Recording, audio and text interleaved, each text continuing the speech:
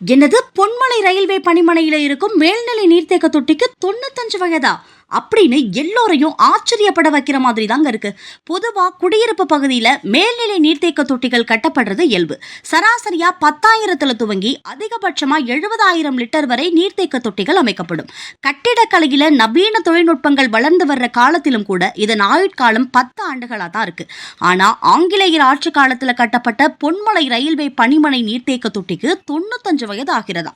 இப்போது அமைக்கப்படும் குடிநீர் விநியோக திட்டங்கள்ல கூட பல கோளாறுகளும் செயலிழப்புகளும் அடிக்கடி நடக்கிறது வழக்கமா தான் இருக்கு. ஒரு சில இடங்கள்ல கட்டப்படுறது சில ஆண்டுகள்லயே சேதமடைஞ்சிருக்கிறதையும் பார்த்திருப்போம். ஆனா இந்த நீர்த்தேக்க தொட்டிக்கு 95 வயசு ஆகுதுன்னா ஆச்சரியப்படாம வேற என்ன செய்ய முடியும்? பொன்மலை ரயில்வே குடியிருப்பு, ஜங்ஷன் ரயில்வே குடியிருப்பு, காஜாமாலை ரயில்வே பாதுகாப்பு பயிற்சி மையம் உள்ளிட்ட ரயில்வே தொடர்புள்ள இடங்களுக்கு இந்த நீர்த்தேக்க தொட்டி குடிநீர் விநியோகத்துல முக்கிய பங்கு வகிக்குது. ஆங்கிலேய அரசோட அன்றைய தொலைநோக்கு பார்வையால அன்றே ரயில்வே வளாகங்களுக்கு கூட்டு குடிநீர் திட்டம் போன்று வடிவமைக்கப்பட்டு விரைவில் நூற்றாண்டு கொண்டாட உள்ள ஆங்கிலேயரின் பொன்மலை குடிநீர் தேக்க தொட்டி இன்னும் கம்பீரமா இருக்கிறது அவ்வாட்சி காலத்தோட தரத்திற்கான உதாரணமா தான் பார்க்கப்படுது.